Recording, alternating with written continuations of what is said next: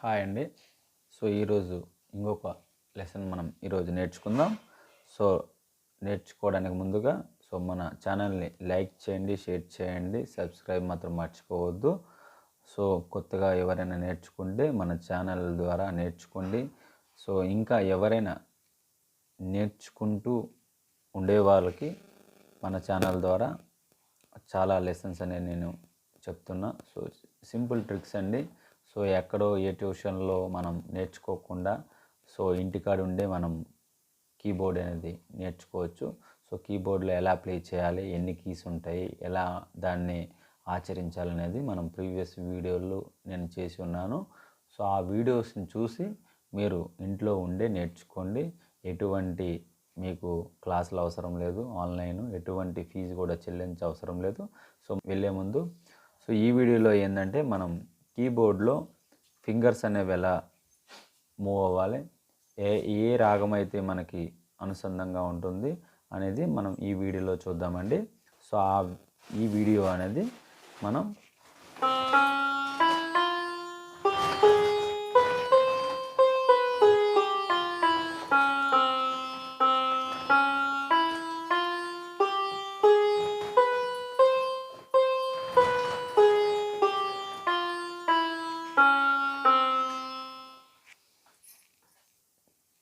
మనము ఇప్పుడు ఈ రాగంతో మనం ఫింగర్స్ అనేది రోజు మీరు ప్రాక్టీస్ చేయాలండి.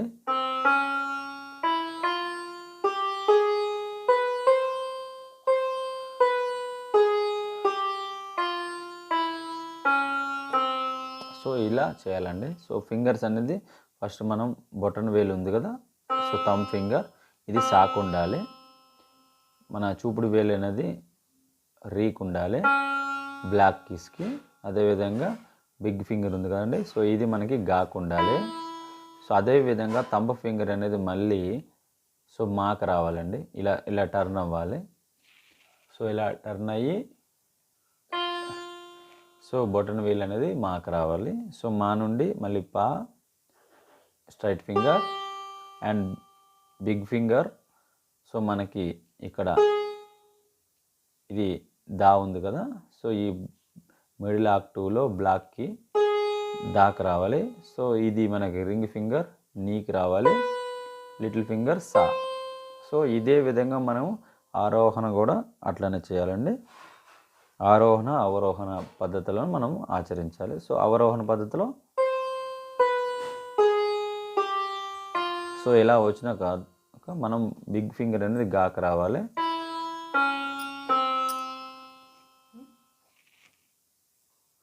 ఈ విధంగా మనము మాయా మాలవ గోళం అండి ఇది రాగం.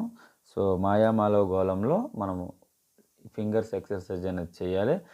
1 2 3గా చెప్పుకుంటే 1 2 3, ఓకే. మళ్ళీ 1 2 3 4 5 5 4 3 2 1, ఓకే. 1 మళ్ళీ ఇక్కడ 3 నుండి స్టార్ట్ అవుతుందండి. 3 2 1. 1 2 3గా మనం ఈ విధంగా చేయొచ్చు. మీరు స్లోగా ప్రాక్టీస్ చేయండి, మీకు తప్పకుండా వస్తుంది. ఇది మనకి చేస్తే ఫింగర్స్ అనేది తొందరగా మూమెంట్ అవుతాయి. తొందరగా ప్రాక్టీస్ అనేది మీరు చేయొచ్చండి. ఇది పెద్ద కష్టమేం కాదు. మీరు మనసు పెడితే తప్పకుండా అవుతుంది. ముఖ్యంగా చిన్నపిల్లలు ప్రయత్నిస్తే తొందరగా వీళ్ళు గ్రిప్ అనేది చేస్తారండి. తొందరగా వాళ్ళు మైండ్లో సేవ్ చేసుకుంటారు. సా రి గా మా పా దా ని సా. సా ని దా పా మా గా రి సా. ఈ కీస్ నేను ఈ విధంగా చెప్పింది మీరు యాజ్ ఇట్ ఈజ్ ఇలా ఫాలో అవుతుంటే మీకు ఆటోమేటిక్గా ఈ రాగం తెలుస్తుంది. ఈ రాగంలో ఓ సంగీత అంటే ఒక గానం, ఒక లిరిక్ అనేది మనకి మనసులో ఆటోమేటిక్గా మైండ్లో ఒక థాట్ అనేది వస్తుంది. దాన్ని బట్టి ఏ సాంగ్ అనేది కూడా మీరు చెప్పగలరు.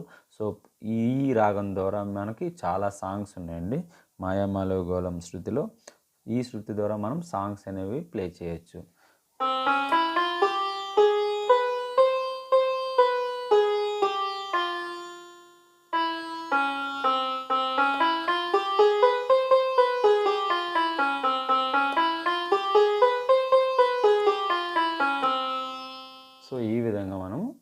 ఫాస్ట్గా ప్లే చేయొచ్చు.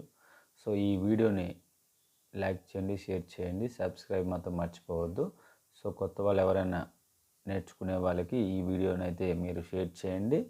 సో సర్వే జన సుఖినో భవంతు.